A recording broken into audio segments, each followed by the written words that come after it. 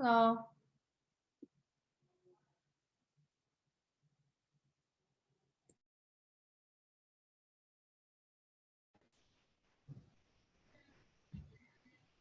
Hi, Susanna. Hi, Linda. How are you? Good. How about yourself? Thank you. It's only two of us? I don't know. We just like I came early, I think. Professor. Let's see. Okay, let's just wait. We have another 2 minutes. Yeah, we're gonna wait. Yeah.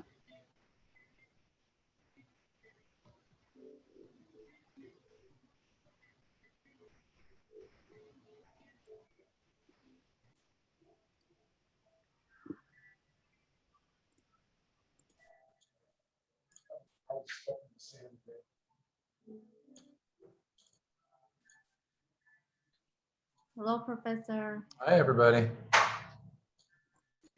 Hi, Professor. How are you? I'm okay. How you doing, Linda? Linda, did that get resolved?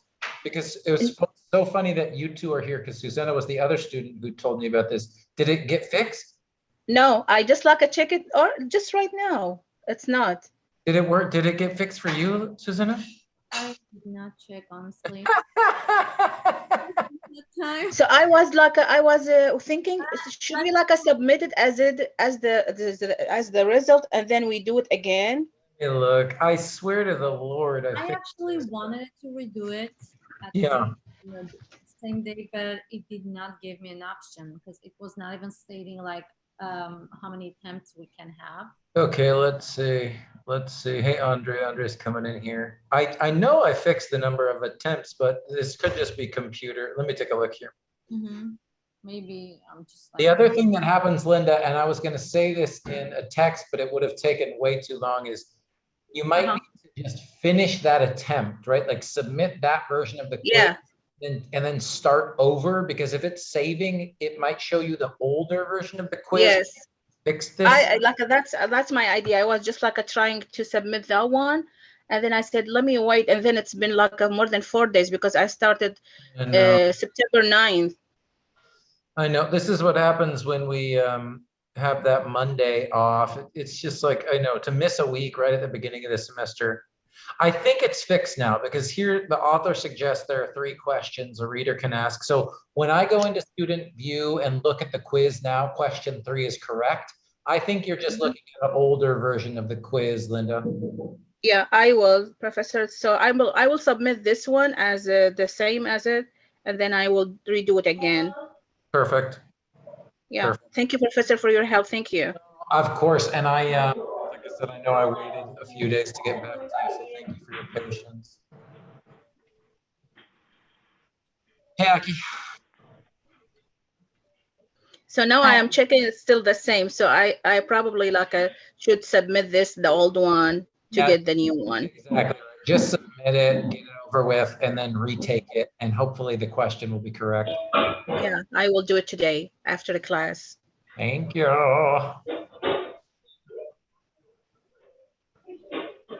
See who comes, if anybody comes. This class is getting smaller and smaller. I think we had 2 students drop too. I don't just mean the Zoom. Hey, Andre. Yeah, this is like this can be like your guys' little private, this is like a liberal arts college, you're getting like if you have a class this size in a seminar, or usually, I'm sorry, that class is called like a seminar, and it's usually like, upper division bachelor's degree classes. So it's better having this than not having at all.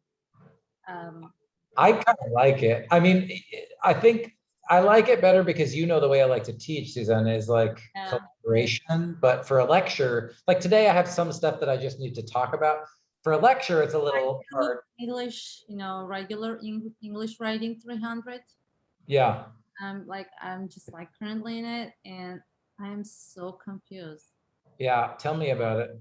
It's like we don't have nothing, no Zoom classes, and it's just like you're kind of by your own. You just gotta post like a huge ass, I'm sorry for my language, the responses and the essays, and I am so confused, and I have to contact the professor. I'm just like, there is nothing there. Okay, there is the PowerPoints, It's basically you see it, you learn, but it's not right. I just don't like it.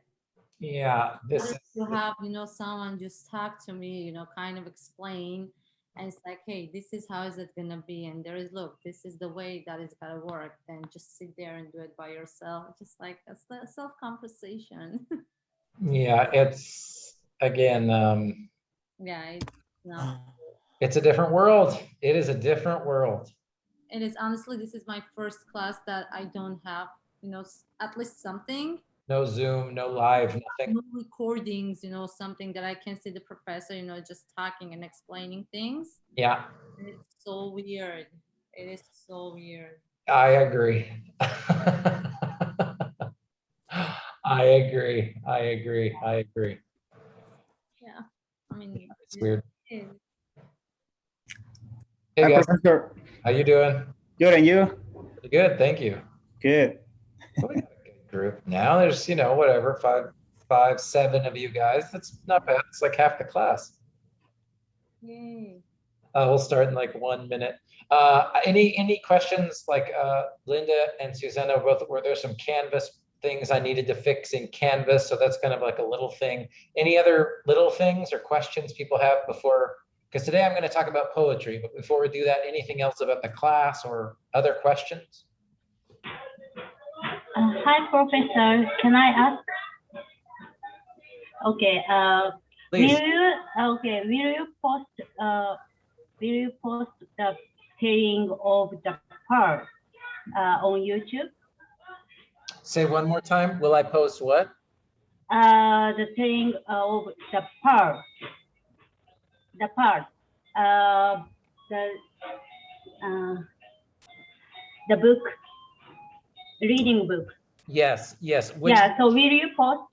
So because I'm wondering, I bought whether or not I bought audiobook. So. oh, okay. So I can show you this. I think I showed you this the first week. So Aki's asking about the books, and we'll probably start the books in a couple weeks. We'll start with the Pearl first. But yeah, if you go to course materials, I will have audio recorded. Like you were saying, the audio book, right? So I've got. Let me see. Where's my? Yeah, because no park. No park. Park. P-R-L. C-A-R. Okay. Can you type it? I'm so sorry. This. The Pearl. Yeah, sorry, my pronunciation. No, yeah. No, that's a really terrible word for a Japanese speaker. P-E-A-R-L is a very hard word. Yes, yes. I will have audio, so I will record. I'll have audio for you for that book too, but it's just not Canvas yet. Okay. Yeah, great question. Thank you. Of course, thank you. Yeah, because I started to read. Good. So, yeah. Good, and it's pretty easy. It's not too hard, right? Yeah, not too hard, but I want audio. Okay, I got you. I want audio. Yeah. So fast. I love it. Okay, perfect. That's very good to know. Thank you, Aki. Thank you. Of course, thank you. Anybody else? Sort of short questions before I start with the lecture, and then we get into it today.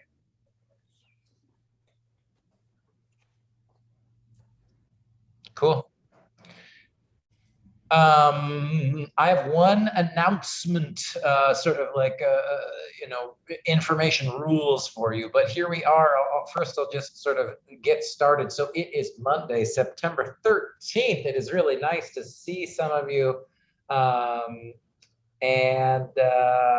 we're going to continue with poetry, even though we missed that first week. Even though we missed week 3, it's just, it feels like a long time to see you, but it's really good to see you. So here's what we'll do. First, I've got a warm-up activity. I can put announcement. I've got an announcement first, and then a warm-up activity for you. Then we're going to talk about poetry, responding versus analyzing. And then depending on how fast we go, I'm going to really start to talk about some of the most important elements of poetry and sort of how we can start to talk about poems and analyze them in a little bit more of an academic way. Okay, so that's what we're doing today. But first, I just wanted to show you in Canvas, right? If you go to the modules, of course, these are the things that you know are open here, right? And I just wanted to say, you've already, most of you have already posted in lesson 3 and lesson 6. Those are our discussion posts, right? So one was a discussion post about stories in general, and then one was a discussion post about our the video that we talked about 2 weeks ago. So I just sort of asked you to complete these discussion activities, didn't talk too much about the instructions, and that's because I was waiting to learn if we would have a teacher's assistant or a tutor in this class. And the good news is we do. We're going to have a tutor. Her name is Laura. She is not going to come to our Zoom meetings, but she will participate in all of the Canvas discussions. So now that I know that we'll have Laura with us, I did just want to show you the instructions for the Canvas discussion rubric and just make sure we all understand this. Now, again, these instructions here, you guys, this document that I'm looking at now, you can always find this for every discussion activity. When I say 1, read and review the discussion post guidelines and rubric, I'm talking about this, right? That's what I'm talking about here. So on lesson 3, I'll always, lesson 3 is a discussion, lesson 6 is a discussion. So these instructions will always be step 1 here for any kind of discussion activity. Okay, you guys? And I just want to show these to you and then make sure this is clear. Most of you are already doing this, but I want to make sure that everybody knows. So this semester, you're going to write several discussions so you can connect and share ideas with your classmates. First, you'll post your own response to a question that I ask, and I want you to write at least 150 words. Yep, I will count your words if it looks too short. 2, make sure that you directly respond to my questions. In other words, answer the question that I ask you, not something else. Point number 4, answer all the questions I ask. So if you see through question marks, you know you have 3 questions to answer. And then this is what we haven't talked about, and I want to make sure I do here. So at the end of your response, please ask a question that you still have about the prompt, the topic, or any of the ideas that we talked about in class. And this is why I'm talking about it now, because now we have our tutor, right? We have a teacher, someone who is training to be a teacher who can respond to some of your questions and hopefully make it feel like more of a discussion. So at the end of your response, ask a question that you still have about the prompt, the topic, or the ideas we talked about in class. Then I want you to write 1 reply to your classmates. Now to do this, you can do it in a few different ways. So first of all, each reply is about 50 words. Then I'm asking you to write a thoughtful reply. This means you shouldn't just write, I totally agree, or I like your post. Please, write something meaningful and specific. So if you totally agree, say why. If you totally disagree, say why. And then I wanted to add this now. So we'll have a tutor in our class this semester named Laura Al-Shami. She'll reply to all of your posts. If you choose, you can respond to her response to your original post. So if you post, you post your response, right? And then Laura's going to respond. Maybe she'll answer the question you asked. Maybe she'll give you some new ideas. And if you just want to talk with Laura and reply to her post, you can do that. Now, if you want to go reply to another student, like if Andre posts something and Susanna wants to reply to Andre, that's fine too, okay? But I want to make sure it's really clear for everyone here with me in Zoom. If you're watching the recording, right, you will post, Laura will reply, and for your other reply, you can absolutely just reply back to Laura if that's how you want to do it, okay? And again, my dream here, my plan is that this way, everybody will get a response to their post in the discussion without that having to be me, because I feel like sometimes if I'm trying to teach 3 classes, 2 labs, grade homework, do office hours, and then reply to every discussion in every class, I almost died the first semester. So this is a solution. I'm going to try it. And if it doesn't work, it doesn't work. But this is the way we're going to try it this semester. Any questions about how to do the discussions from now on? For lesson 3 and lesson 6, you guys don't worry about it. You don't need to go back and change anything. But moving forward, this is how I want to do it. So any questions about that? Susanna gives me a thumbs up. Thank you. Yeah, like I said, hopefully it works. I'm still figuring out how to make these discussion assignments useful. I do them in I'm the teacher, right? And I still sometimes feel like it's busy work, like it's just, you go off and do it, and then it's just like you just do it just to do it. And I don't like busy work at all as a teacher. I hate it. So I'm trying to figure out a way to make it feel a little bit more real, so we'll say, si Dios quiere, inshallah, God's will. We'll see what happens. Okay, we'll see what happens. Any other ideas or questions about the discussions before I start to talk about poetry today? We'll see. Thanks, everybody. And I got to meet with Laura and talk to her this weekend. She's going to start replying, like starting today. She'll be ready to go today. So, all right, let's talk about poetry.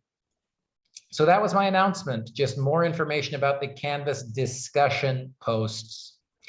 Now, I do have a warm-up activity, and it is, it's connected to what I asked you guys to do and look at for the River Speaks chapter 1 and 2.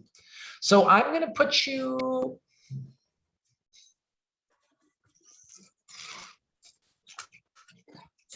thinking, should we do one big group or 2? I think we're going to do 2 groups. And I just want you to talk about these 2 questions. So after reading chapter 1 and chapter 2 of the River Speaks, what is the difference between responding to a poem and analyzing a poem? And if you got behind or you haven't had a lot of time for this class, my hint is, open the PDFs right now. And really, I'm talking about the difference between page 6 and 7 and page 12 and 13.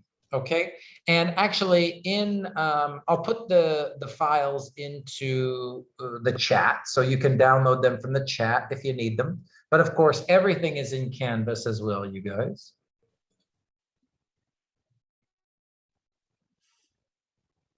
ARC, content, River Speaks, chapter 1. So that's in the chat now, and chapter 2 is in the chat. So you can download the PDF right there in the chat if you want. You can also, of course, look at these pages in Canvas. But this is what I really want you to talk about. And as always, if you didn't have time or don't know the difference, that's fine. Just take a guess, right? Start to think, because these are 2 things that are important to talk about, right? So what's the difference between responding and then analysis?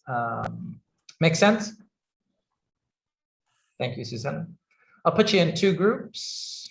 And if you're not sure yet, that's fine. You can talk about it, skim the reading while you're in the 2 groups, and then I'll start the lecture when we get back.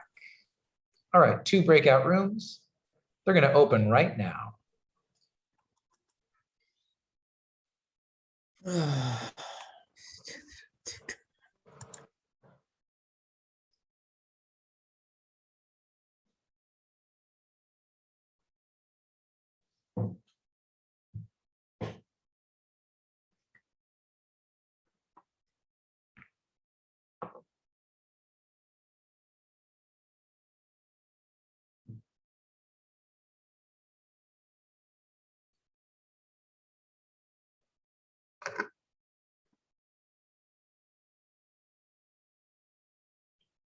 Oscar, you should see a button to join, or click there. Okay, there goes Andre. And then you should see an invitation to join room 1.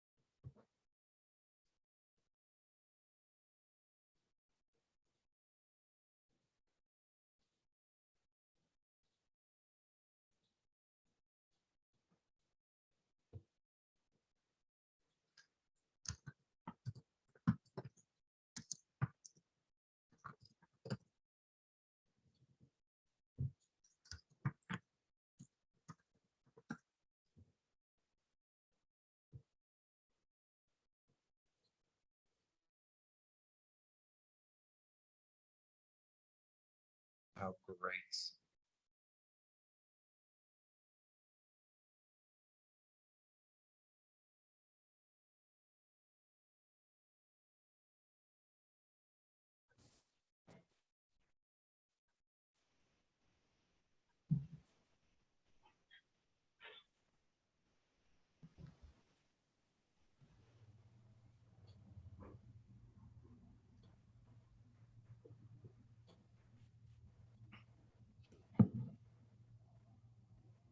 All right, room 1's back, room 2 is still talking.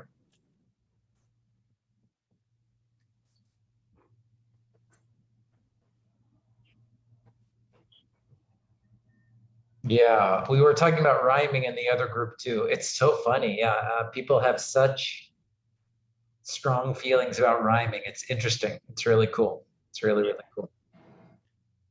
I don't know why it makes me like, I feel like if I'm not reading anything, just like rhyming things, rhyming words when you read it that way. But it might just be, because I don't know about poetry. Maybe another person has a different way to see it, or I love it. We'll definitely talk about it today. I was just talking to the other group was talking about rhyming too, you guys. So that's why I was like, oh yeah. People love to talk about this. So we'll talk about it. Let's start to talk about how to analyze poems. That's what we'll do first today. But just quick warm up. What were some of the differences like that we saw from Professor Noor? He's the author of the textbook. He's a great teacher. He teaches at Sac State.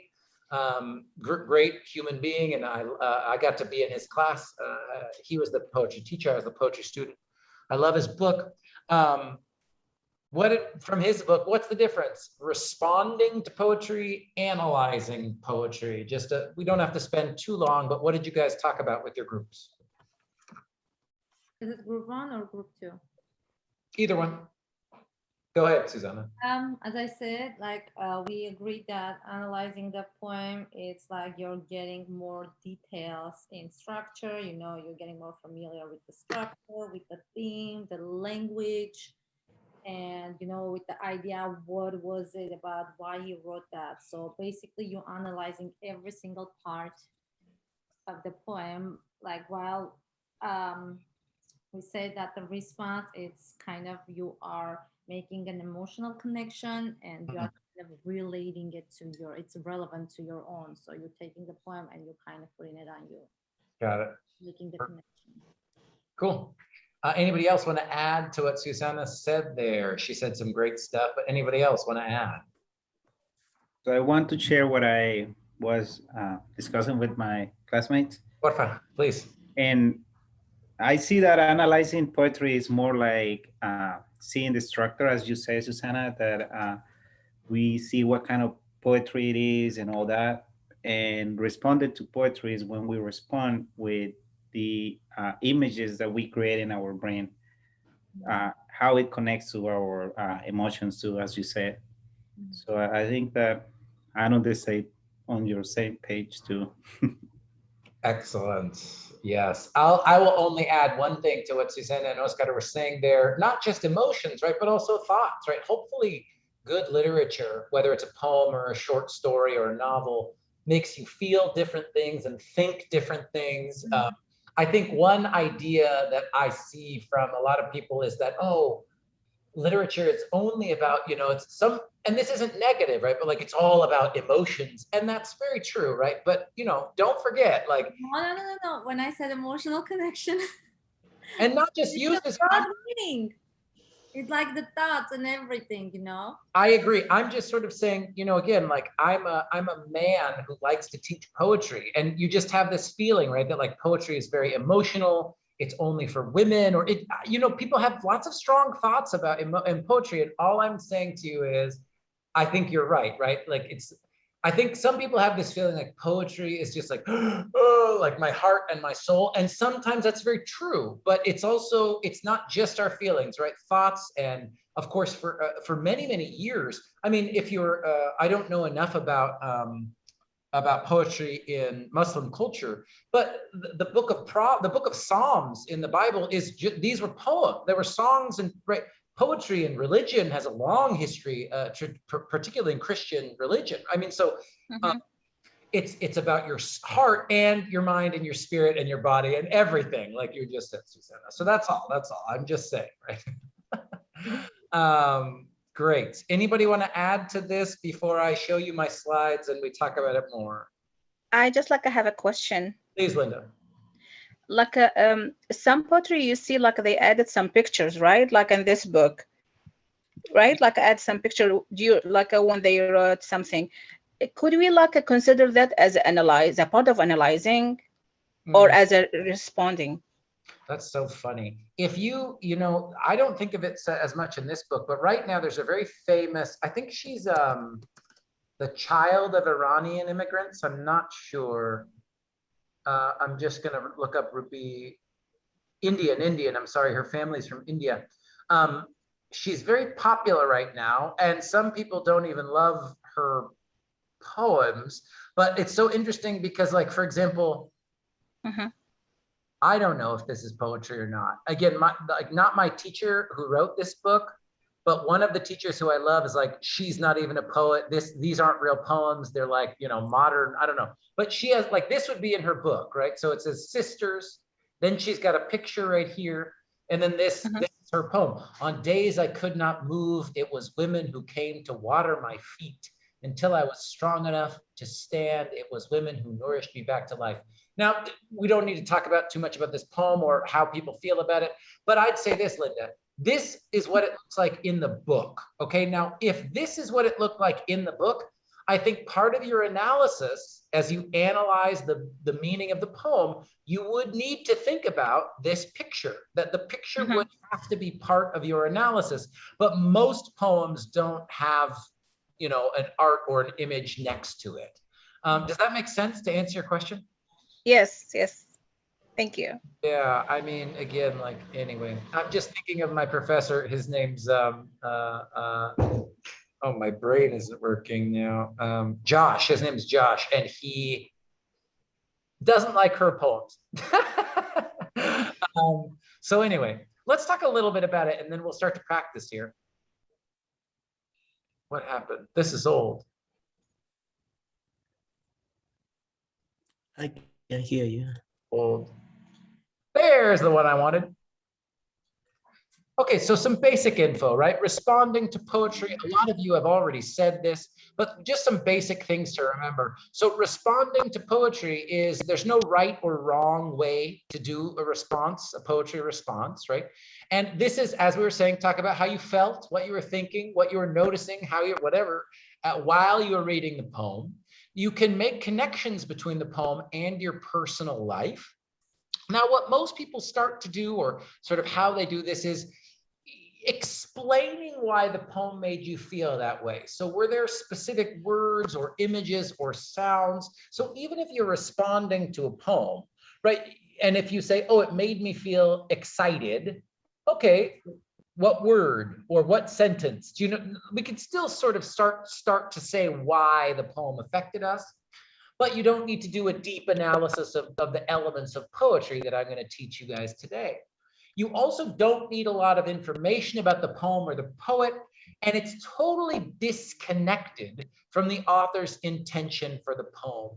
Now, if you got to do the reading, right, this is something that's a big deal in Jeff Noor's book, right? He talks about how many people quit poetry because they're like, I don't know what this was supposed to mean. I don't know what the poet was trying to say. And because I don't understand what the poet wanted to say, I'm a failure. I don't understand the poem. Does this idea make sense? Like what you think it means versus what the poet thinks it means? Does this make sense? Or has anyone had this experience? Or has anybody had a mean teacher who was like, no, you didn't understand the poem? Any experiences with this? I didn't have that experience, but the feeling of not understanding the poem, I had that because the language was so confusing. Yeah. I have that too because I could not relate it to me. If I cannot relate it to me, it's just like I can't understand. I love it. Okay, so if you read the poem and you couldn't connect to it, then it was really hard to either respond or analyze. Is that right? Yes. Yeah, I think that's fair. I think that's true. I think that's true. Good. Anybody else with this example of responding versus analyzing? Cool. Then let's practice responding, if this makes sense, because what we're going to do is I'm going to show you a new poem today, and we'll respond. Then we'll practice analyzing after I teach you how to do some basic analysis, okay? So here's the, hold on, fighting the computer, give me 1 second. There we go. Okay, can everyone see the poem that I've got up on the screen? Nope. Nope. I'm not even sharing my screen. What a fool. Oh, yeah, we can see. Oh. Here's the slides. So what I was just saying about how to respond to poetry, I've got all that. This is what I just said out loud, right? No right or wrong way. Talk about yourself and make a connection. You don't need a lot of information about the poem or the poet, and it's disconnected from the own author's intention for the poem. So here I'll show you analyze. We'll show you that next. But first I wanted to show you this poem, and we'll just do a little short type of response, right? So this poem is called The Dream of Now. And I'm just going to read through it once, and then we'll just talk about the response. So the dream of now. When you wake to the dream of now from night and its other dream, you carry day out of the dark like a flame. When spring comes north and flowers unfold from earth and its even sleep, you lift summer on with your breath, lest it be lost ever so deep. Your life you live by the light you find and follow it on as well as you can, carrying through darkness wherever you go, your one little fire that will start again. So I'm going to keep this on the screen for about a minute or two. All we're going to do first is just response, right? Just response. And especially if I go back to talk about this point number 2, talk about how you felt, and then explain why, right? Was there a word? Was there a sentence? Was there something that made you feel that way? That's all we're doing, responding and connecting back to the poem. So I'm going to put 2 minutes of silence. And then whenever 2 minutes is up, I'd love to hear from anybody. No right or wrong answer. So think about it and be ready to share.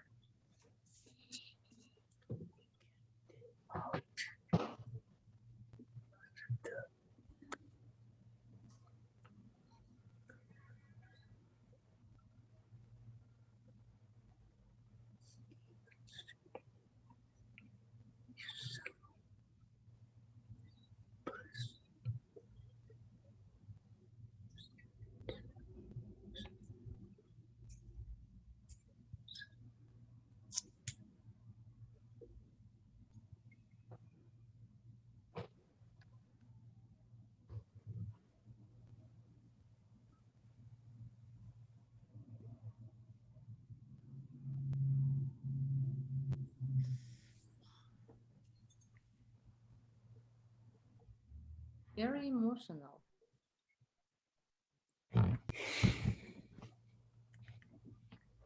I like it. We ready? I'm ready. So you said you like it. I'm just going to get some of your, what we're doing right now, you guys, is practicing responding to poems. That's all we're doing. Okay, so Sanad, you said you like it. I like it, yes. Why? Um, You know, that's the next question. Why? Okay, I will say why. Okay, it's like a dream. Okay. When you're thinking about your life and you face something difficult, always you will find people say, okay, you will sleep and relax and you will sleep, wake up in the morning and everything gonna be okay, great. You will start another day with like here at the last one it says you will uh, carrying through darkness with your own little fire that will start again. You sleep with like in full dark. The dark here is not like there's no light. The darkness here, it's what you're thinking about, what you have. Like you sad, you're thinking about something, you want to make it. And so the little fire will start again, which is in the morning when you wake up. For sure, you will solve it or you will get something new, updates. So that's my explanation. Great response. Wow. So much interesting stuff in there. Yeah.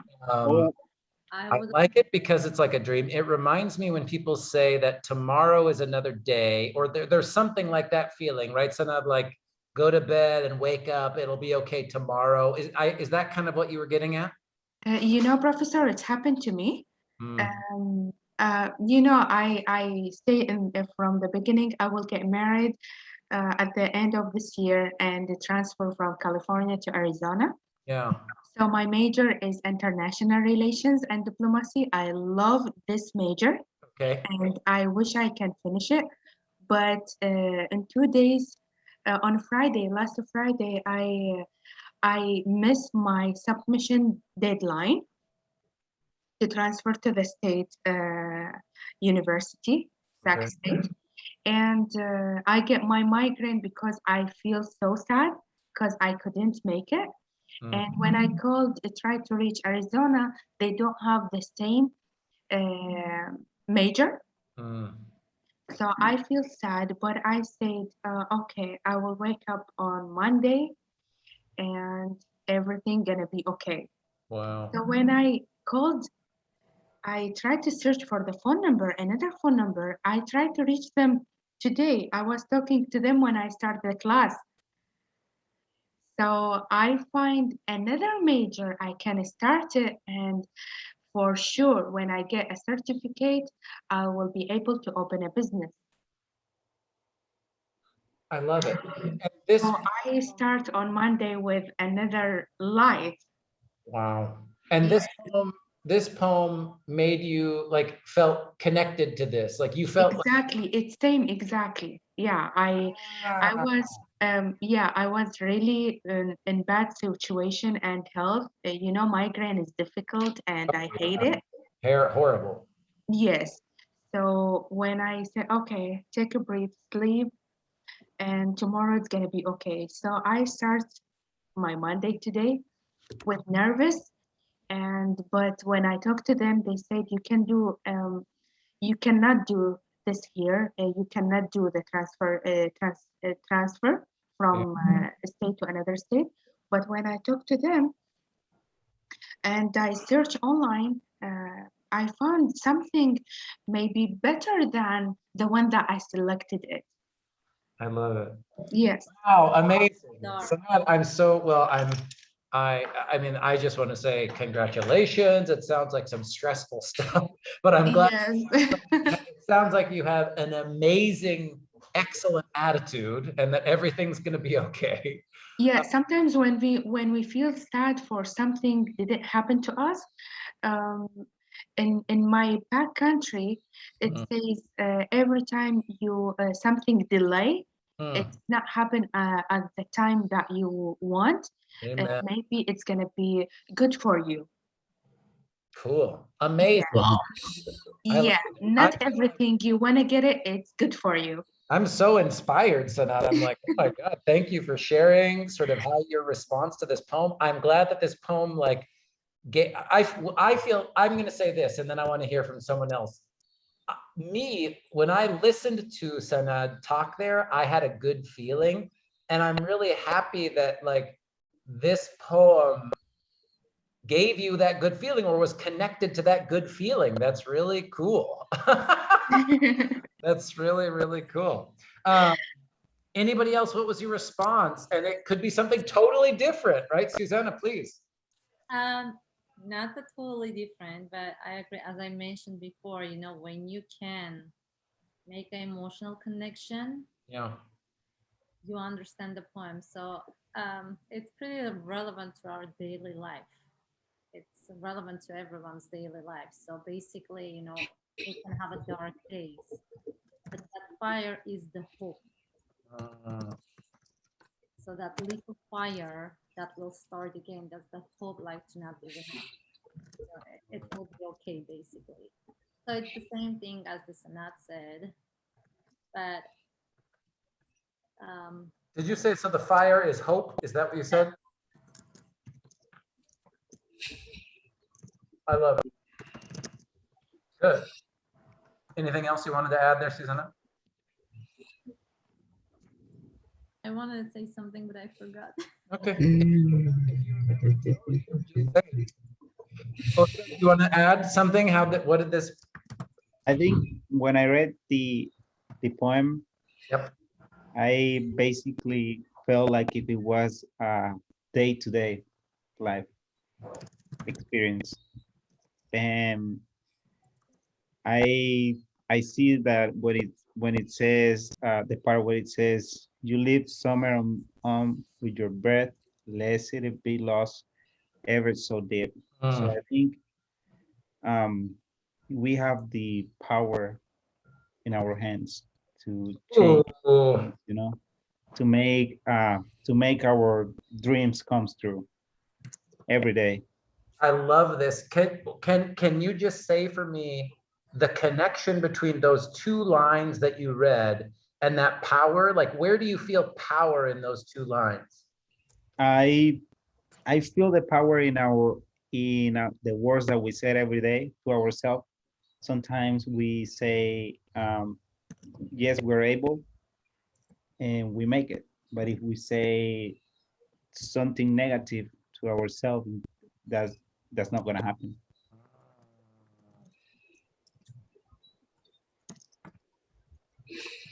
Cool. Oh my gosh, so good. Anybody else?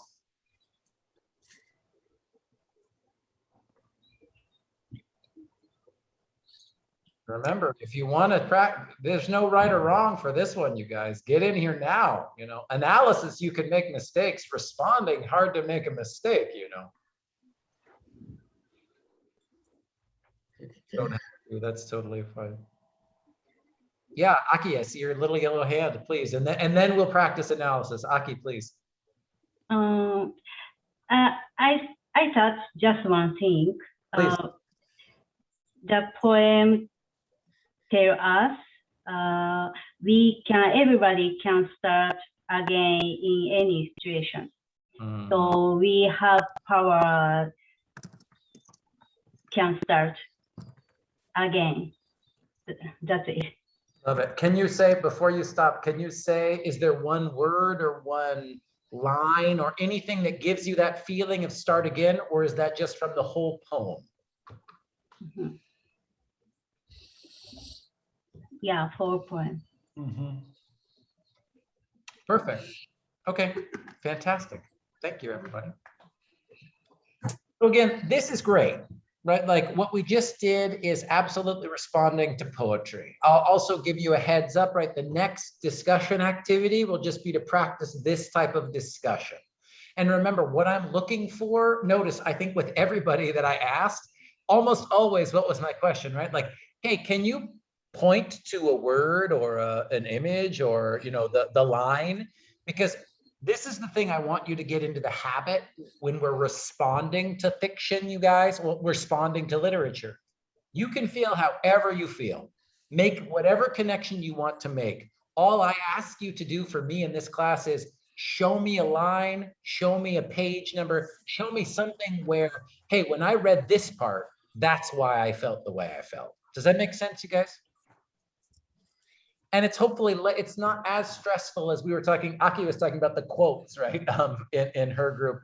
So it's not like a research paper. This isn't quote from the article and it's right or wrong. I just want you to practice showing me, hey, I felt excited with this word. You know, here, I love what I think all of you guys pointed out different words, right? Susanna was talking about the torch, right? And that torch was like, the fire. The fire is like hope.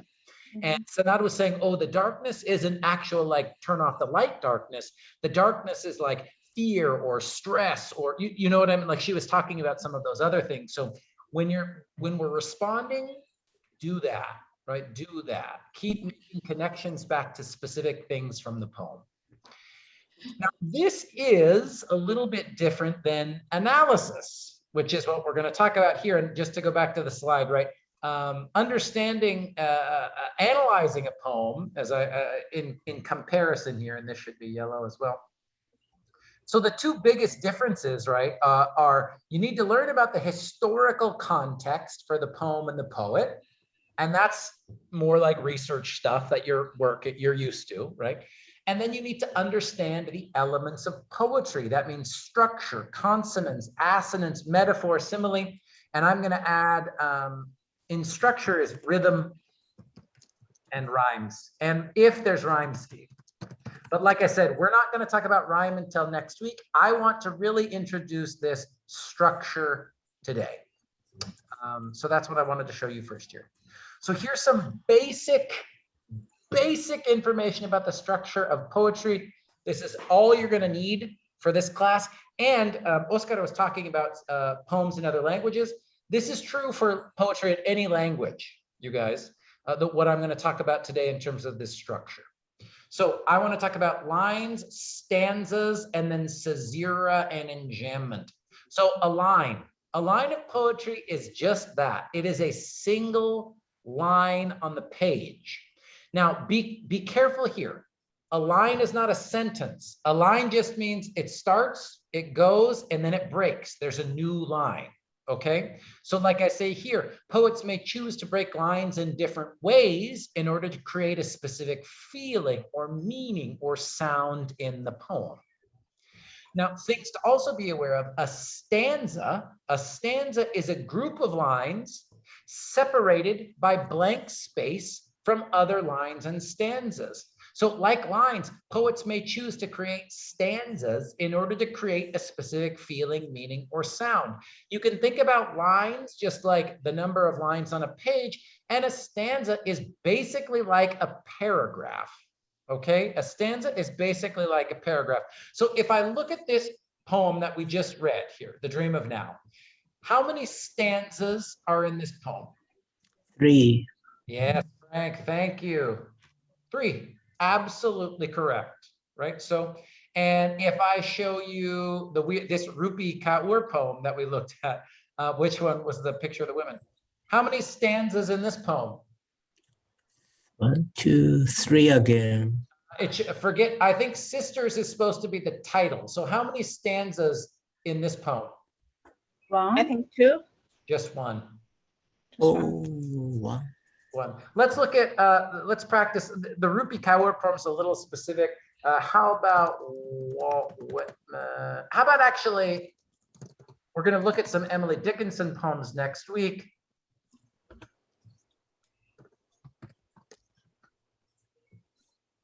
And Emily Dickinson, very famous American poet. Again, don't even worry about it. How many stanzas in this poem? 3. 3. And how many stanzas in this poem? 2. 1. Just Yeah. 1. This is the title. Yeah, I think this is the Ah, title. that's right. 1. Absolutely perfect. So where do you see, sorry, Professor, to interrupt you. No, please, that's it. I think you guys get it. Absolutely. Where is the stanza in the last poem that you just,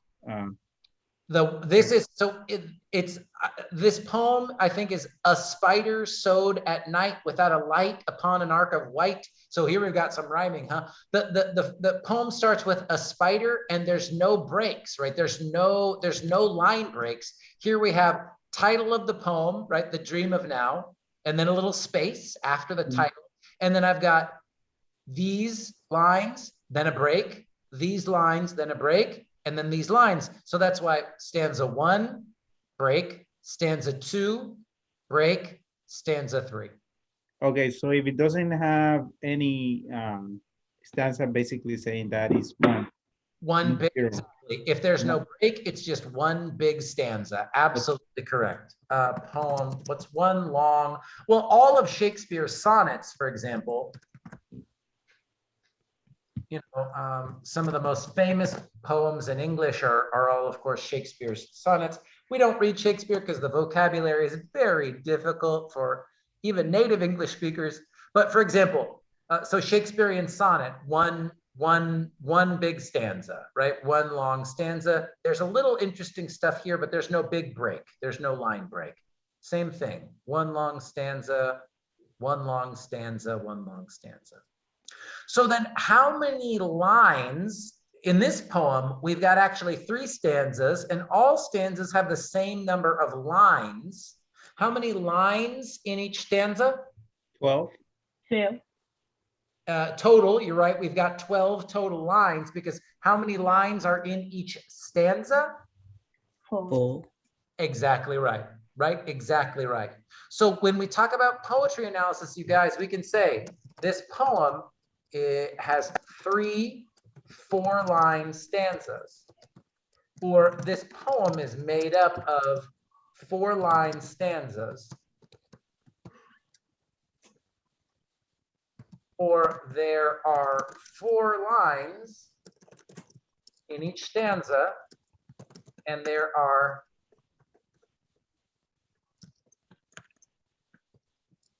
stanzas in the poem. Right, so just some basic way to start talking about the structure of a poem. And these sentences, again, are just to show you sort of how we would actually talk about poetic analysis. So, oh, this poem has 3 4-line stanzas, or this poem is made up of 4-line stanzas. There are 4 lines in each stanza, and there are 3 stanzas in the poem. So that's the way we'd start to do basic analysis of some of the structural elements, right? So stanzas and lines, make sense? Yes. Then we also need to talk about something else that's really important in poetry, and that's how do we read it? How does it all flow together, right? And one way that poets can create a flow or a rhythm for their poetry is by where we take pauses. And there are 2 ways that the poet can make the reader slow down. And one is called a caesura. And a caesura is a natural pause in a poem. The poet, I should say, the poet may create a caesura through the organization of stressed or unstressed syllables, or just through punctuation. So for now, right, the first class where we talk about this one, you can think of caesura as punctuation, right? If there's a, let's go back to the poem. If there's a comma, right? So when you wake to the dream of now from night and its other dream, comma. You carry day out of the dark like a flame, period, right? Commas, periods, colons, semicolons, punctuation. These are all examples of caesura. And this is a way for the author, the poet, to tell you, stop here, slow down here, right? That's one way that we do this. It's called caesura. The other way that we do it is something called enjambment. And enjambment is when a poet chooses to end a line or a stanza mid-sentence. That means the poet has the logical meaning of the sentence continue into the next line or the stanza without a caesura, without punctuation. So, for example, in the first line of this poem, when you wake to the dream of now, from night and its other dream, right? There's no comma, there's no period, there's no nothing at the end of the word now, but the sentence continues on to the next line. This is called enjambment. Does this make sense? Very, very important part of analyzing poetry. So you're going to hear me say enjambment like 50 times this semester, but it's important you understand what I mean when I say it. So can someone give me, what's another example of enjambment in this poem that's on the screen? The first line of the second stanza. Ooh, Oscar talking like a real, poetry. The first line of the second stanza. Thank you, Oscar. That's exactly correct.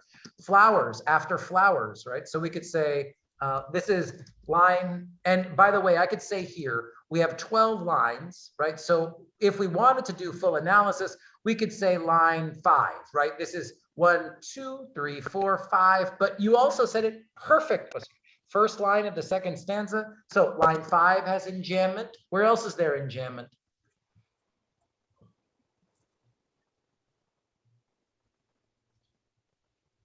All odd numbers. That's, I think that's what Susanna's saying. Got line 5 has enjambment, line 7 has enjambment. That's after you lift summer on with your breath, lest it be lost ever so deep. You live your life by the light you find. That's line 9 and line 11, right?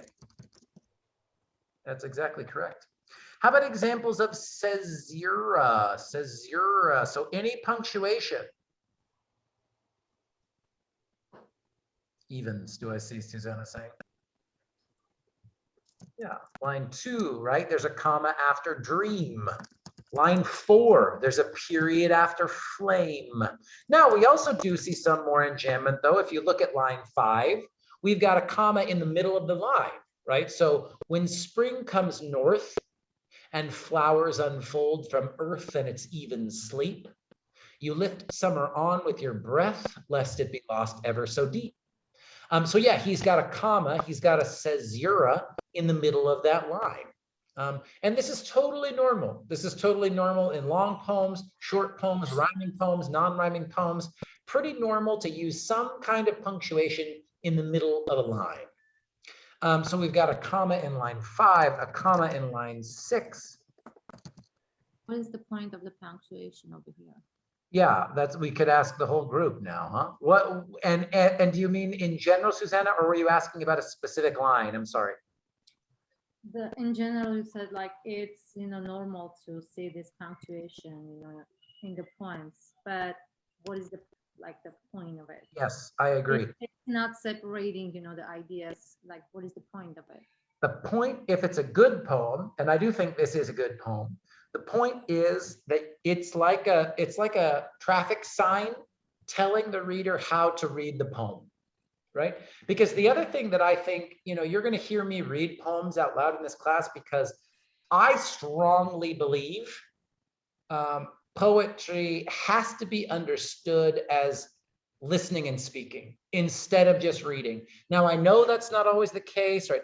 Poetry is very fancy and academic and elite, and it should be, you know, you could look at it in your book, but I really think poetry must be spoken and it must be heard. And even when poets are writing their poetry, they should be thinking how it sounds out loud. And I'm going to talk about that in the next slide. So it should give the reader of the poem information about when to slow down as they are saying the poem out loud.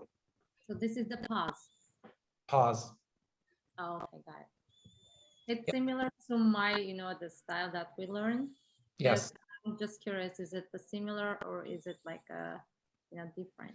It should. When I was reading a poem in mine, like a native language, so Yep. it's basically you flow. Yep. And you go like a one piece and there is like a comma. Yep. Stop, you pause, like a breathe, we call it breathe. Yep. And then continue till the, you know, the period. Very similar. Yeah. And again, this is tricky, right? It's why this isn't just a poetry class. We can't spend, we don't go super, super deep, but absolutely, Susanna, the punctuation should tell you when to pause. And there should be a difference in a skillful poet, a period versus a comma, or a comma versus a semicolon. Or sometimes you'll see, we're going to look at Emily Dickinson next week. She uses a dash, she uses a hyphen all the time. Those should give the reader some different feeling about how they're stopping, how long they're stopping. Now, partly that is cultural knowledge, Susanna. So again, it's why I don't give you guys a lot of tests or quizzes about this, but like, if you're thinking and reading about, if you're looking at English poems and you see, ooh, they used a comma and not a period. Oh, they used a dash and not a comma.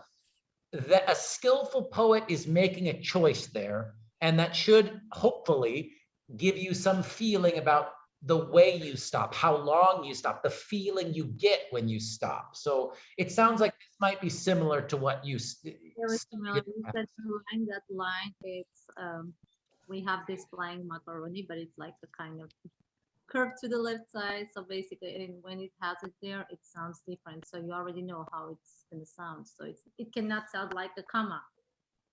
So it has a different tonality. Absolutely, absolutely, absolutely. right? Absolutely.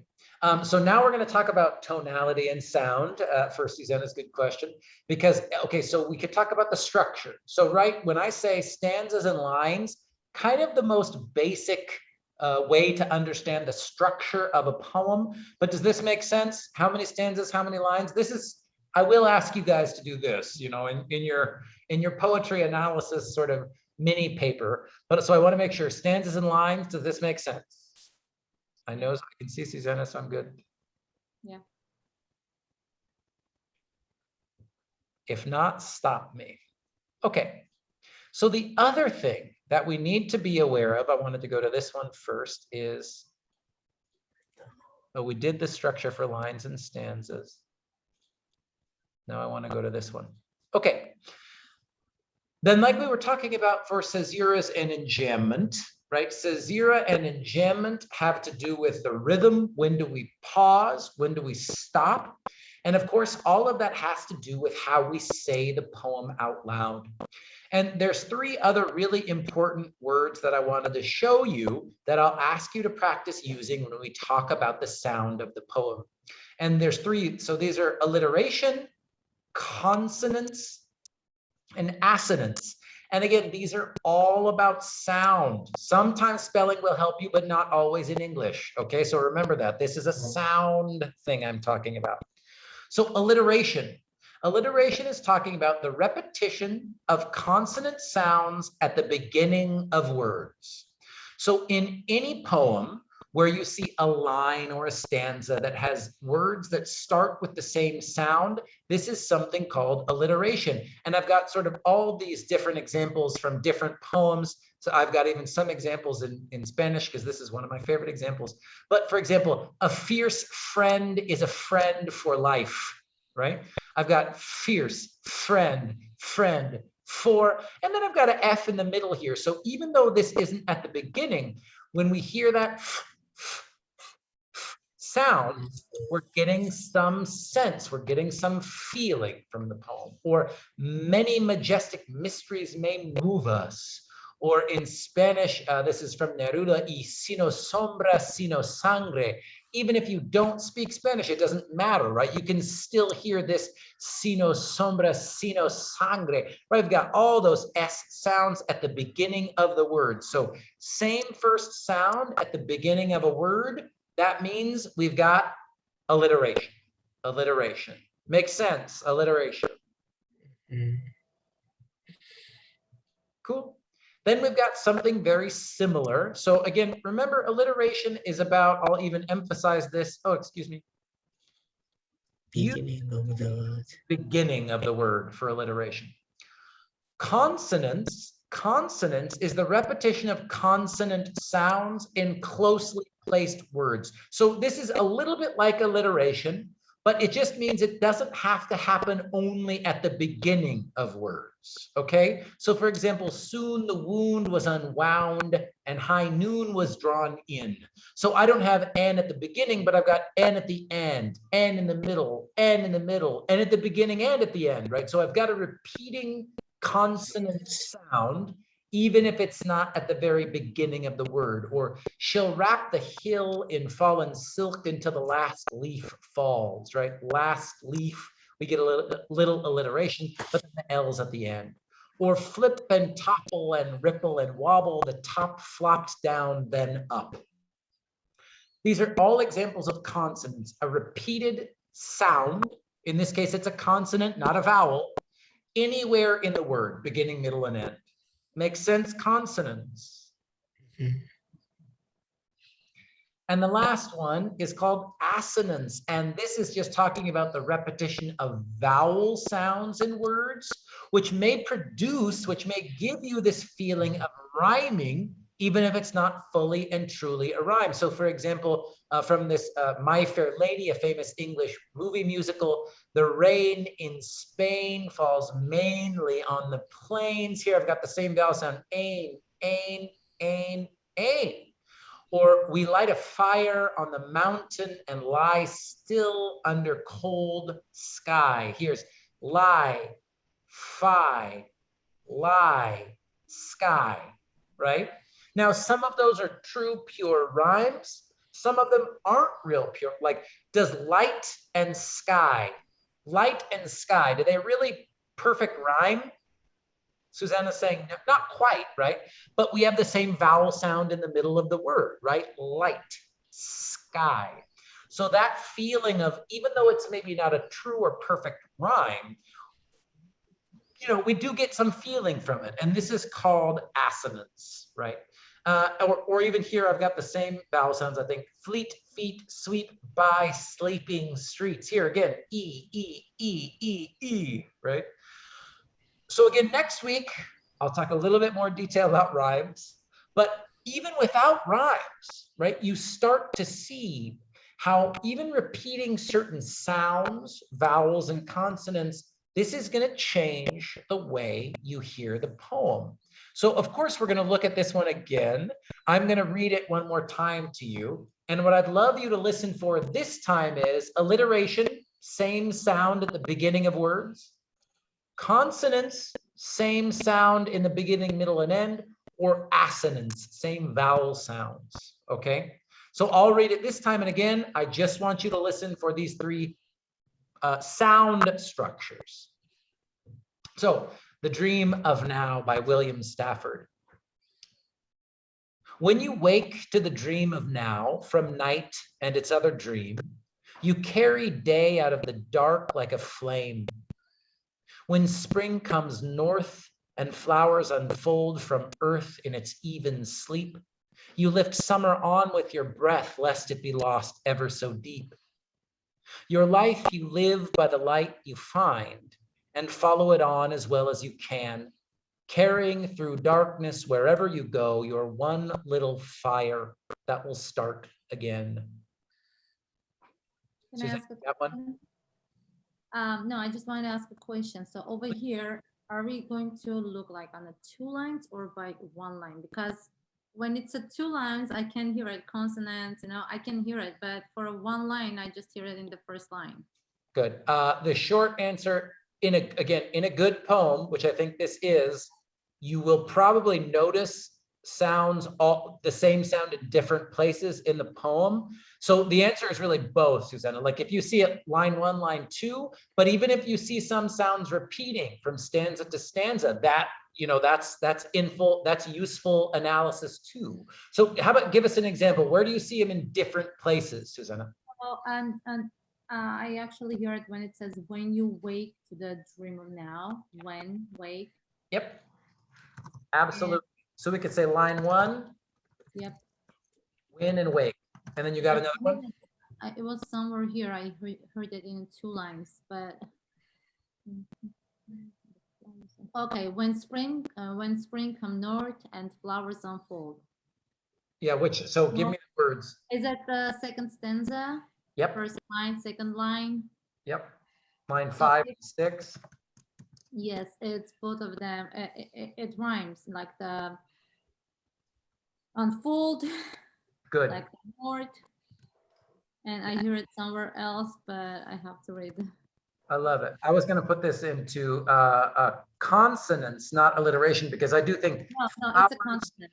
Yes. Flowers unfold. Whatever we think, this F is very powerful here, right? Even when I read it, I'm not even trying to sound extra crazy, right? Like the way that it's written, I just do feel like when spring comes north, and then we get this pause, and flowers unfold from earth. We could even say flowers unfold from, right? Yes. Yeah. And also the unfold and the north. I saw the north. Yeah, north. You like north and unfold? Yeah, it's like when spring comes north and flowers unfold. Yeah. Yeah, I think it's interesting because for me, I always think of north and earth together because they have that. Yeah. North and and breathe too. North and earth. Like a north earth breathe. Like I was confused. I was like, is it the 2 lines? Like I love it. Yeah, maybe, and I love this, and I heard Linda in there too. So maybe we could just say, in general, there's sort of consonants all over stanza 2, but you're right, it's not always in the same line, because I do think flower unfold from, and then I heard north and what was the earth and breath? Earth and breath, yeah. That's right. These are great examples from Susanna and Linda, right? So this isn't as clear as when you wake, and honestly, for line 1, I know this isn't alliteration, but he gets a W in the last word of the first line too, right? It's when, wake, now. So again, you see, I'm never going to ask you in a test, you guys, like, ooh, is this alliteration or is this consonants? It's not like that. Again, because a good poem is kind of giving you a little bit of both. But I do think it's important that you notice when words just start with the same letter, especially like flower unfold from. That's there's something extra. I do think there's something extra going on there too. Linda, did you have anything else for stanza 2, or you just wanted to add breath? Because you're right. Yeah, I was just thinking about north and earth, like it was the same sound for me. Good. I love it. About the first stanza, the first Yeah, what line. else? Which one? Stanza, first line. When you wake to the dream of now. Yeah, what do you see in there? No, I see like your life you live by the light you find. Oh, that's my favorite line in the whole poem. Okay, so this is line 9 you want, right? Yes. Yeah. Right. And I think Life on the right. Yeah, tell me. Life and light. Yeah, life. We could even say for alliteration, you could say life, live, light. But when we talk about the vowel sounds, like Frank was saying, right, we could also say line 9 has some interesting vowel sounds. So life and light go together, right? Mhm. Then fi, no, they're different. Light, oh, that's it. Life, light, find, right? Fi. So here we've got Mhm. LL alliteration, but with Vowel. across 3 words, we've got the same vowel sound. We've got the same assonance. So life, fi, right? And again, it doesn't feel like a rhyme, but it's getting us there, right? It gives us some feeling of how these words are connected, right? And I just love the rhythm of that line. Your life you live by the light you find and follow it on as well as you can. I just love that. I love the meaning and I love the sound of that poem, that line. Good. Anybody else? Examples of alliteration, consonants. There's a lot of them. How about in the second stanza, I do have a true rhyme in the second stanza. Where's my true rhyme?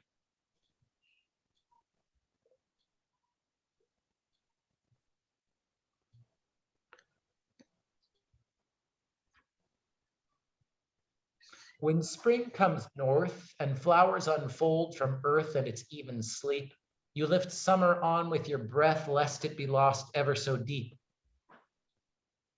Flower and summer? No? No, sleep and deep. Yeah, Thank never you. mind. No, you're good. Flower and summer, again, we're going to talk about this next week. That's something called a slant rhyme. These are things that almost exactly rhyme.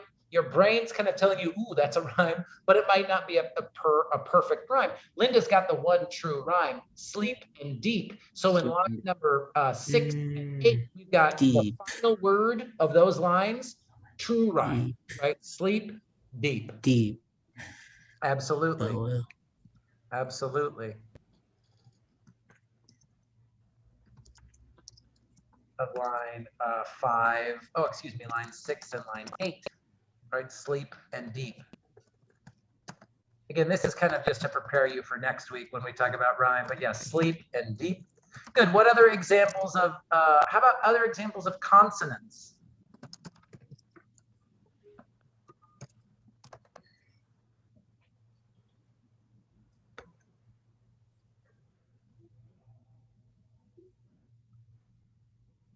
How about, let's do one more. How about in the first stanza? You do get a little alliteration, actually.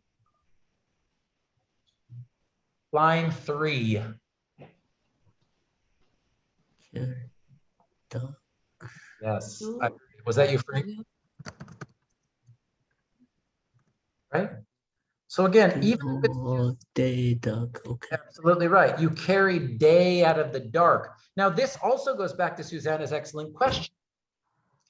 Hopefully what you notice is, even though we could say on line 3, there's only 2 D words, right? Only day and dark. But what you notice is if the poet does this on the same line, or if those sounds are really close together, even if it's only 2 words, it feels like a stronger effect on the listener because in this case, he, the poet, put them so close together. So like Susanna was saying, you know, in a long poem, if it's 5 or 6 or 7 stanzas, if the poet was very specific, you might hear the same sound over and over in stanza 1, in stanza 3, in stanza 7. That's all well and good, right? But you also should know that if the poet is putting 2 sounds together in the same line, that hopefully, you know, that's giving you some different feeling. So day and dark, it's only 2 D words, but it's in the same line. You know, there's something going on there. I think so. How about any other, we didn't talk too much about assonance. Any examples of similar vowel sounds? Similar vowel sounds? Is it going to be on the same line or again, like Anywhere? I'll read it one more time. And I only read it for you guys because I do think native pronunciation and knowing where native native English syllables, this is really hard for non-native speakers of all poetry. So when I read it, it's not because, you know, oh, I'm the greatest. I just think it's helpful to hear, you know, what it sounds like, and it's in native English rhythm. So this last time I read the poem, just listen for the vowel sounds. The dream of now. When you wake to the dream of now from night and its other dream, you carry day out of the dark like a flame. When spring comes north and flowers unfold from earth and its even sleep, you lift summer on with your breath, lest it be lost ever so deep. Your life you live by the light you find and follow it on as well as you can, carrying through darkness wherever you go, your one little fire that will start again.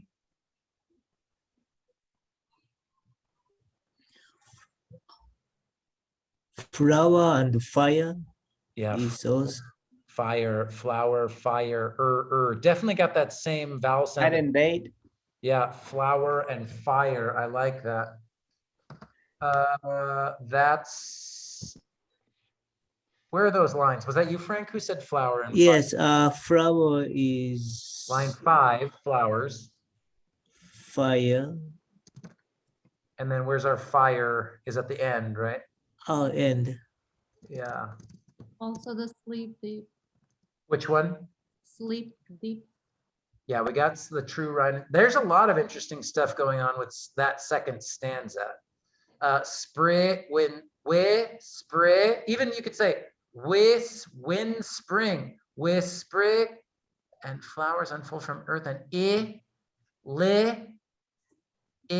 I think there's some interesting I and E vowel sounds in this poem in general. But I love Frank talking about flower and fire. That's fantastic. And really, especially for that sound at the end. That's kind of like a combination consonant and vowel sound, you know. Anybody else hear vowel sounds in this poem? Lie, live, lie, fi. God, I love that line number 9 so much. And you could even say here, right? About night and day. No? And nigh day. Not the same vowel sound. Flame day? No, right? Flame and day, absolutely. Absolutely. That's line 3, day, and line 4, flame. Flame. Absolutely. Day, flay, absolutely, Oscar. Absolutely. Great. I was going to add more from that second stanza. There's kind of interesting vowel stuff going on in that second stanza in general. Where was it? When spring comes north and flower fold.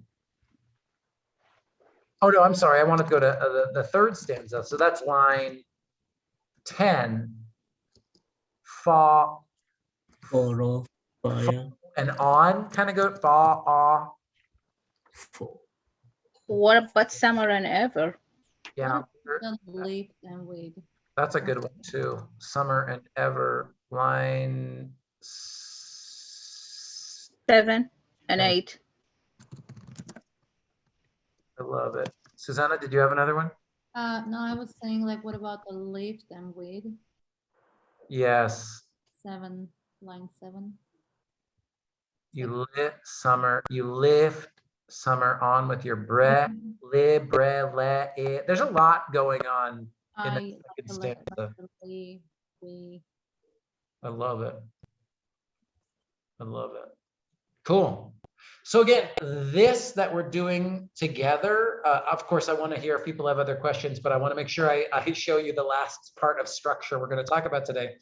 But this that we're doing right here, again, this is about as much as I'll ask you to keep practicing this semester, like show you a poem and then ask you to talk about alliteration, consonants, and assonance. And again, you start to see here, right?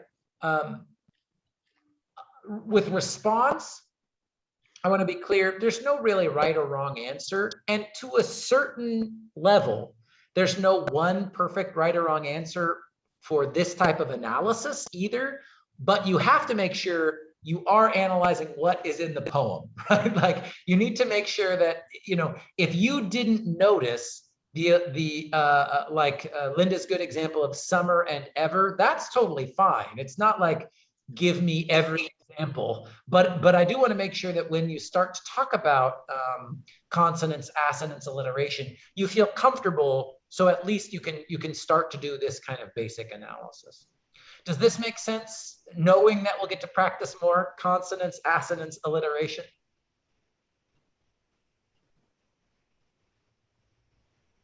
Cool.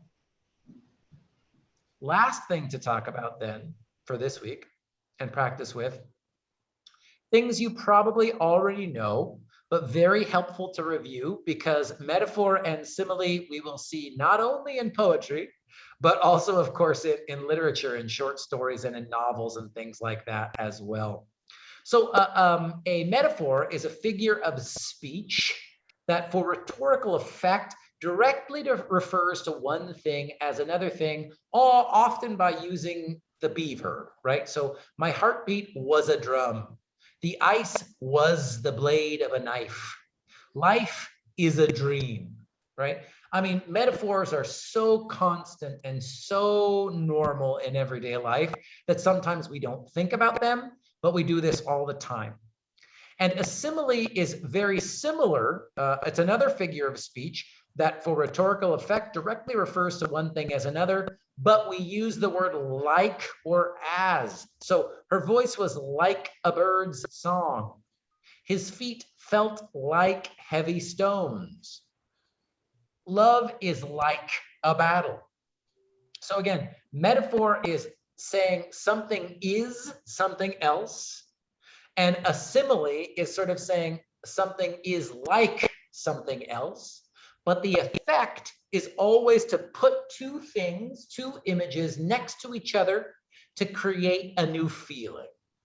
Does this is very basic definition, but does this make sense? Simile and metaphor. Like a simile, it's comparing, you mean, Professor? I think they're both kind of comparing, but the biggest difference is a metaphor just says life is a dream. My heart was a drum. And a simile compares by saying her voice was like a bird song. His feet felt like heavy stones, but you're still creating a comparison. Just one is using the word like or as. What's the purpose, Professor, of using like and just the verb?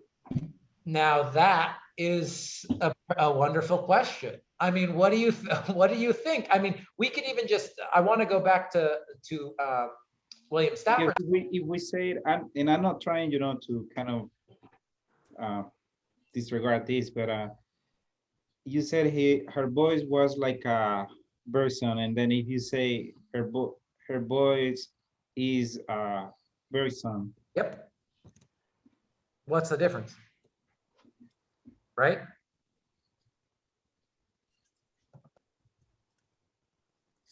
To me,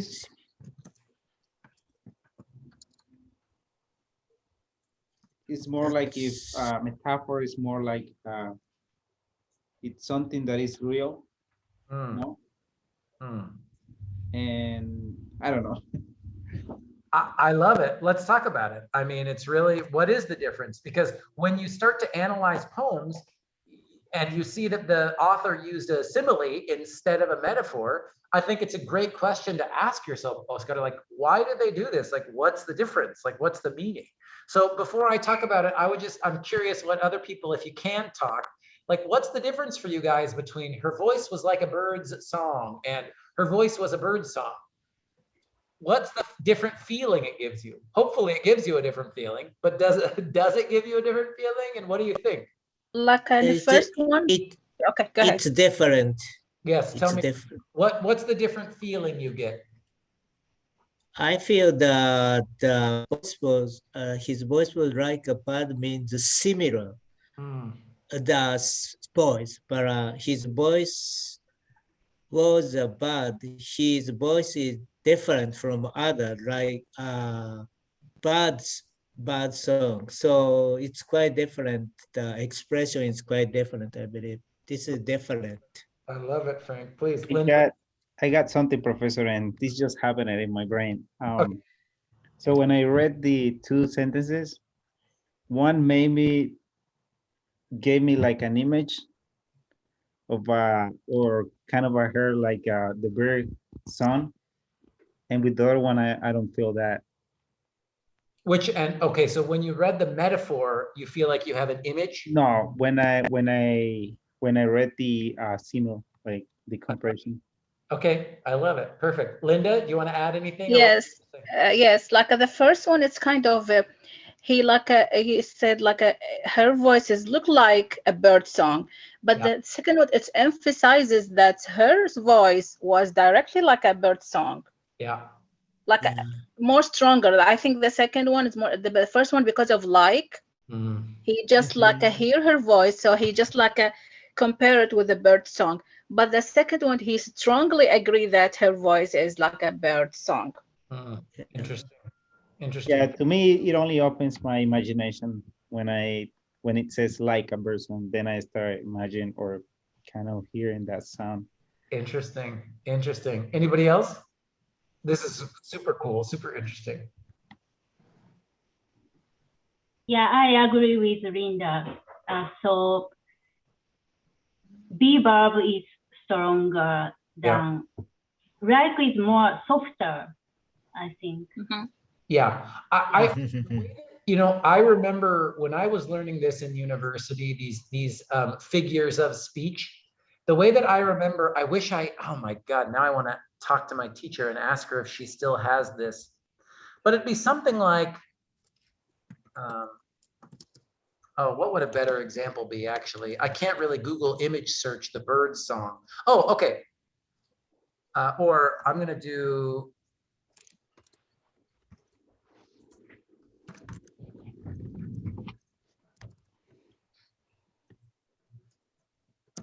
Mm.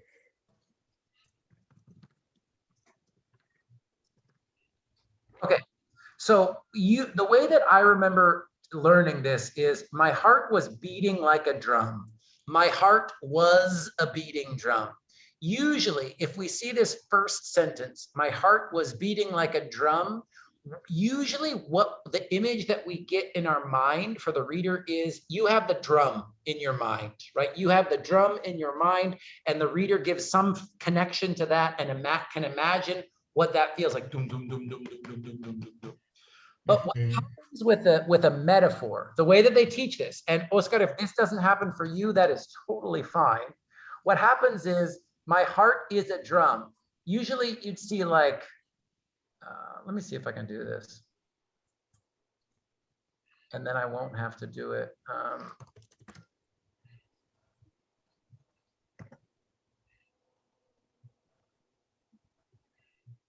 That's fine.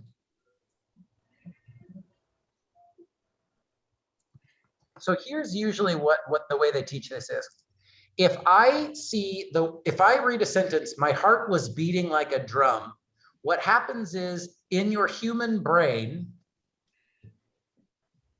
in my human brain, I cannot find the pictures that I just downloaded.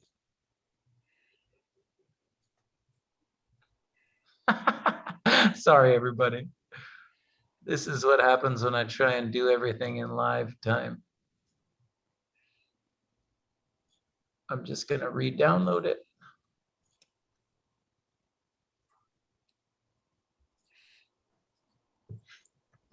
Drum.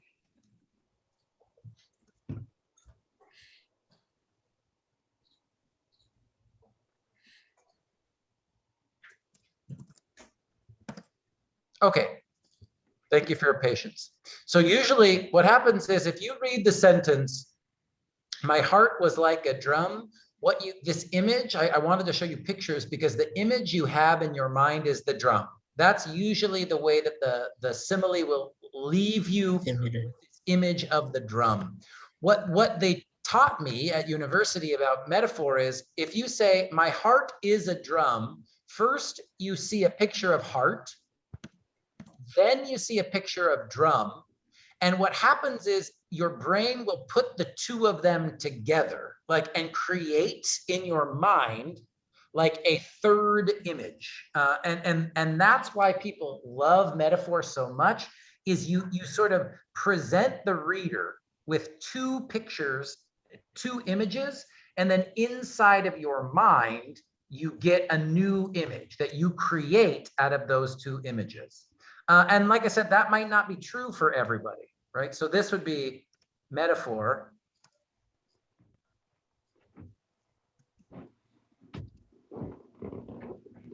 And I'm going to insert the plus sign here.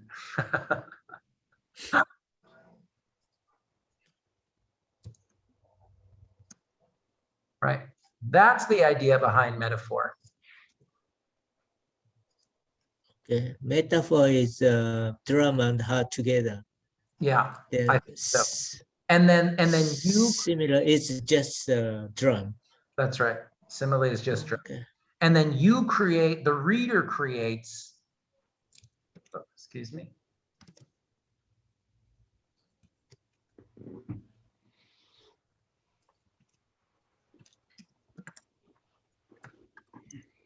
Reader or listener will imagine two separate images and then combine them mentally into one new image. There's another very fancy sort of literary word that I can teach you about this process. And I'll make this bigger and easier to read. This is called juxtaposition. Juxtaposition is when you put two words, two images next to each other. Maybe they're connected, maybe they're not. But when you put them next to each other, something happens in the mind where the mind will try and create some kind of connection between those two things. And that's the goal of a metaphor, is to create something deeper. The simile,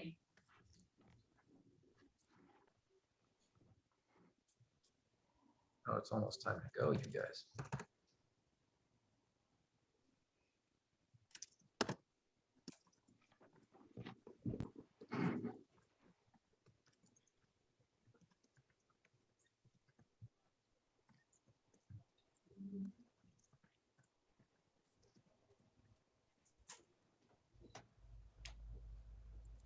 Right, so a simile is supposed to be more direct or a little more easy to understand, and it's supposed to leave you with the image.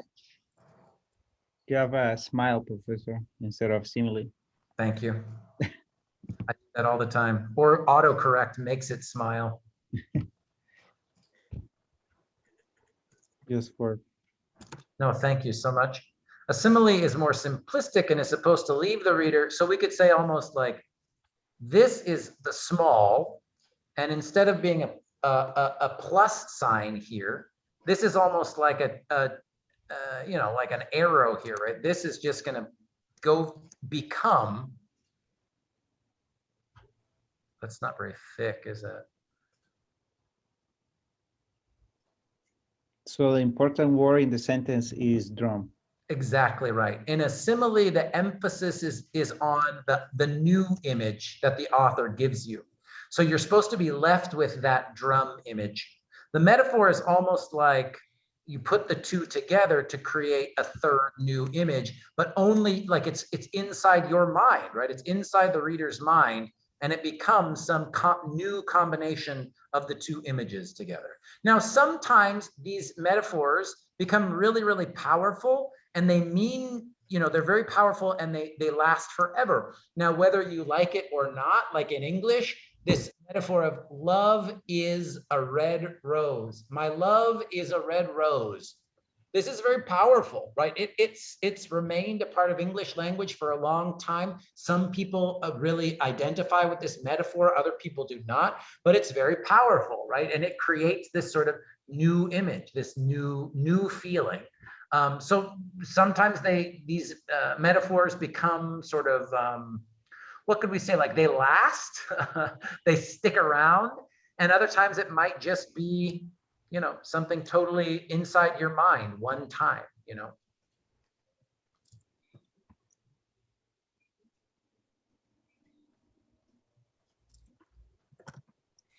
Metaphor is like a fashion.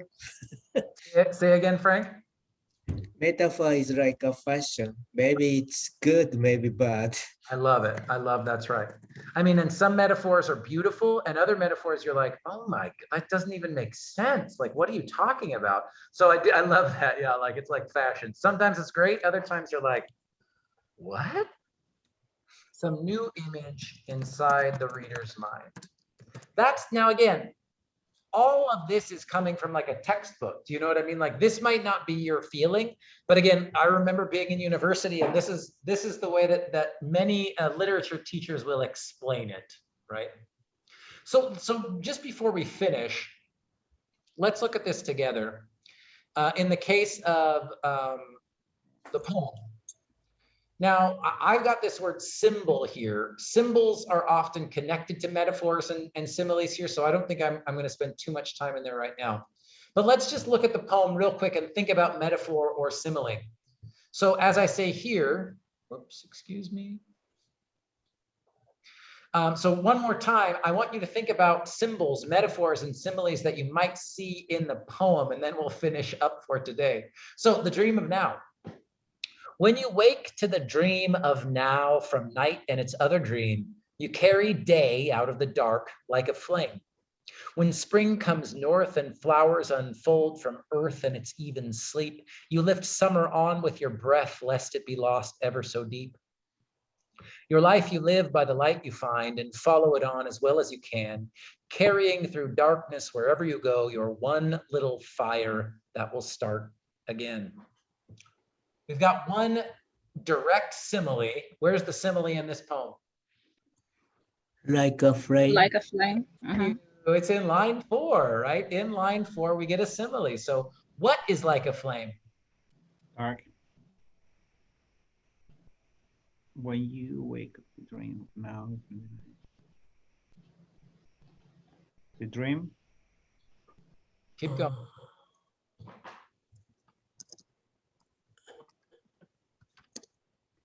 What is like a flame? You carry day out of the dark like a flame. Like a flame. So I think this Carry day. Day. Yeah. Right? I think day is supposed to be like a flame, right? You carry the day out of the dark like a flame. Good.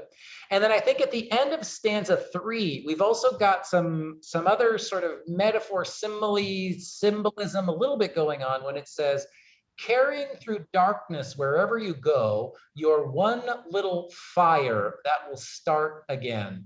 So if we go here at the end of the 3rd stanza, what's the fire are we talking about? It's also the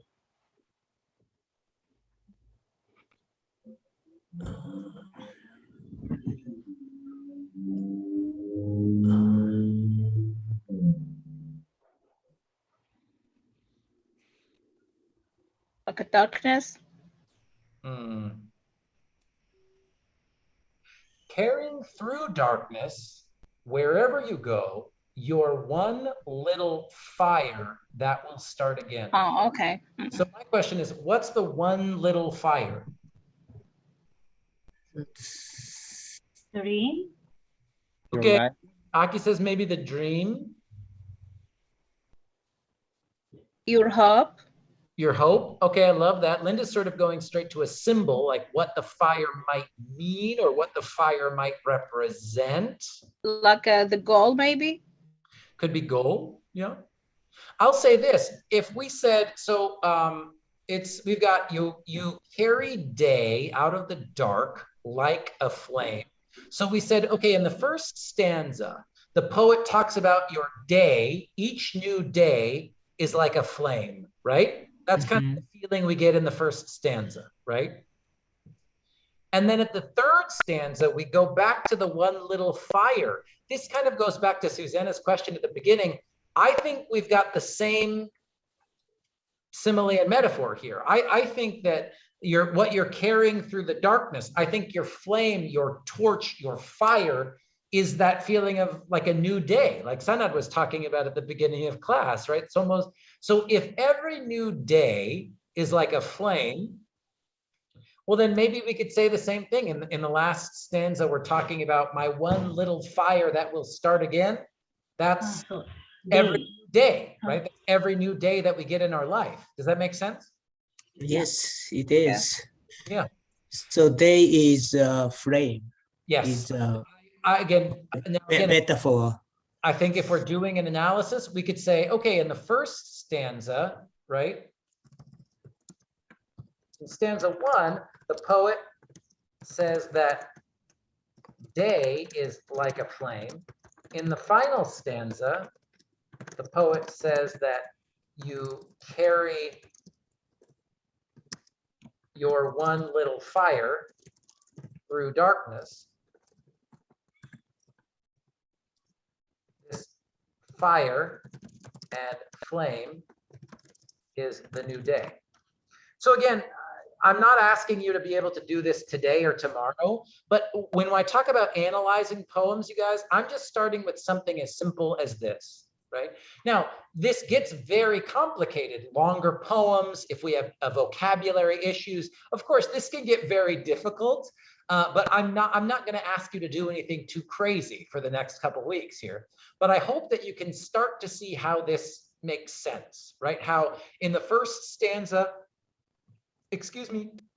the poet will introduce a symbol, a metaphor, a simile, some image. And then if that poet keeps coming back to that same image, you probably know that you've got, if you're coming from English 300, something like the main idea of the poem, right? Even a good poem should have one clear idea that it's trying to talk about or communicate about or inform the reader about here, right?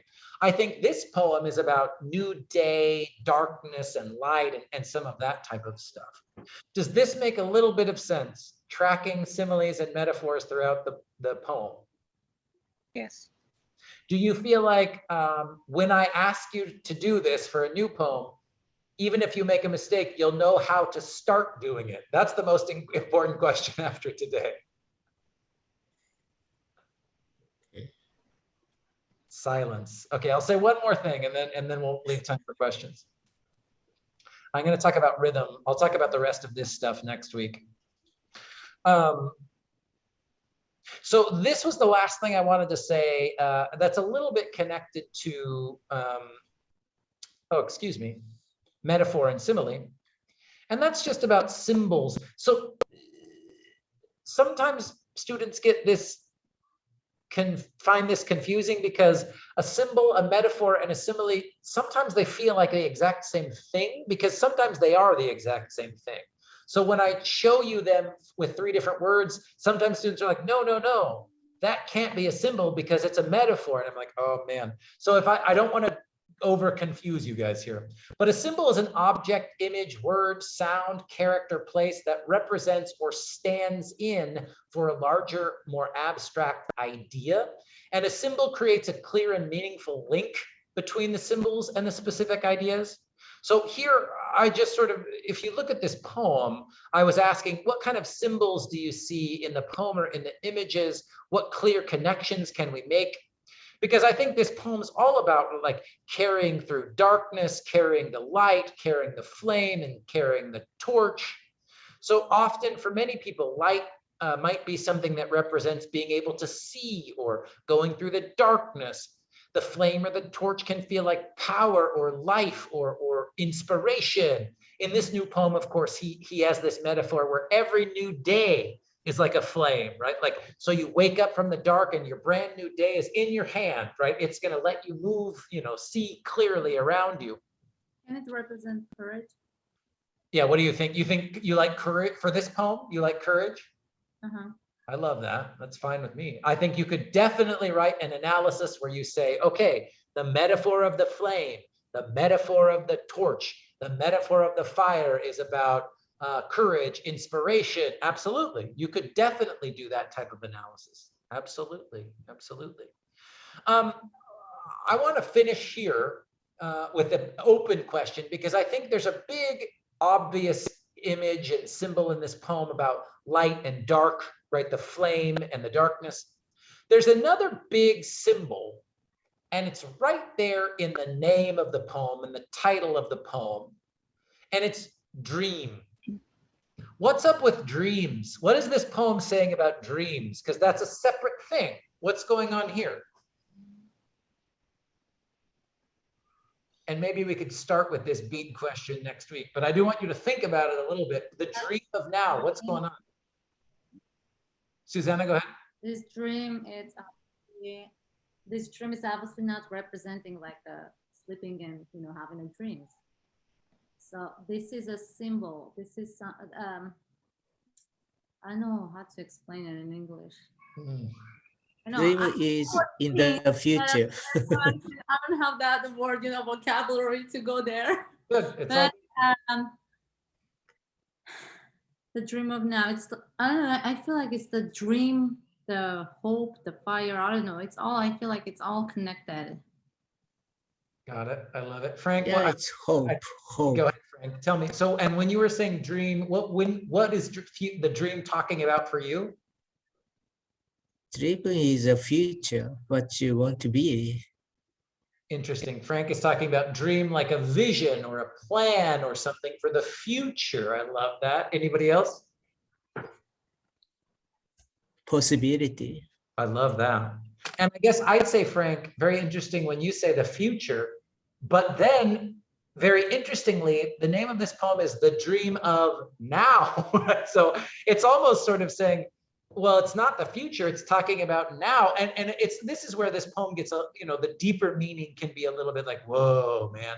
But yeah, when you wake to the dream of now from night and its other dream, it's sort of, to me, seems to say, okay, at night you have the dreams like, you know, I was with my mother and whatever happens in your dreams, but then you wake from the night dream into daydream. So what's going on there? This is very interesting. I think it's very, very interesting. And I don't have a perfect, this is where, you know, next week we can start to say, okay, maybe I want to learn about this poet. When was this poet writing poems? Is this a new poem or an old poem? How did this poet feel about reality in past, present, and future? You know, and those type of big picture questions, we're not going to do that in this class. It's not a poetry class. But if you wanted to get closer to what the poet meant, then you might have to learn a little bit more about the poet and what they wanted to say, right? But if you want to just stick to response, my thoughts and my feelings, then all we need to do is say, whoa, there's some interesting symbolism about dreams and day and light, and I'm not sure exactly what's going on with the whole poem, but I want to talk about the flame, you know?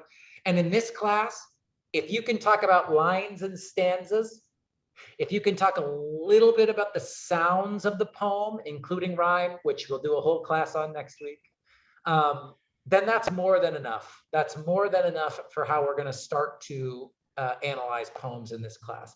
Because like I said, we'll only do poems for about 2 or 3 more weeks, and then we go to our books. But a lot of these things that we talk about in poetry, we do it first for a reason, right? Metaphor, simile, symbolism.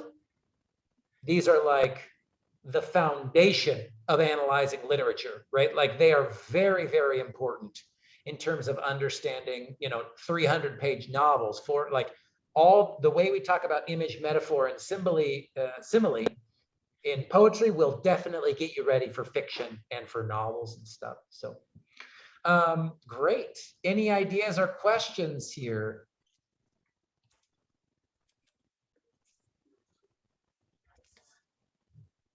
Cool. How are we doing with the lessons that are already in Canvas? Not everybody did the lessons, the poetry quizzes. I have a discussion activity and I'm just thinking, should I post that today? Do you want me to wait a few more days so people can catch up? I'm just curious where you are all at right now. I believe I did all mine. Okay. Anybody else want to talk about where they're at? Otherwise, I'll just make it whatever decision I want. So I still done 6, 7 yet, or 7, 8 yet. Not yet. Okay, Frank, not yet. Anybody else? Okay, let's do this. It's very quiet, so I don't know. I'm gonna wait. Here's what I'm gonna do. Today's Wednesday. If you haven't done lesson 7 and 8, if you haven't reviewed chapter 1 and 2 for The River Speaks, please do that. And then I'll see where we are on Wednesday. If we've got most, let's even say this. I think right now only 2 students have done, 2 or 3 students have done lesson 7 and 8. Professor, today is Monday. Yes. Yeah. So what I was saying is on Wednesday, I'll check and see if people had some time to do those lessons. And once some people have had more time, I'll publish the new discussion activity, which, by the way, if you're with me or you're watching the recording, the discussion activity, the next discussion will be responding to poetry. I'm not even going to ask you to do a full analysis yet. I'll post that discussion on Wednesday. Okay. If you're So why not today? You post it today so we can have a time to read it. Like for me, I don't know for other classmates. What do you like think? I read it stuff. Can I don't know. Like Oh, she want to have a discussion now. Anybody else want to run? Want it today? Like for me, yes. I know. This is what I get for being indecisive. Let me think about it. I think probably Wednesday, Linda. I'm sorry if I make you wait. But when I post the new discussion, I will send it out in an announcement just to say, hey, the new discussion's posted. And all it's going to be, Linda, just so you know, I can send it to the poem to you. I'll ask you to read a poem and then give a personal response, not an analysis, and then talk to each other about that poem. And then next week, rhyme and full analysis. Mm-hmm.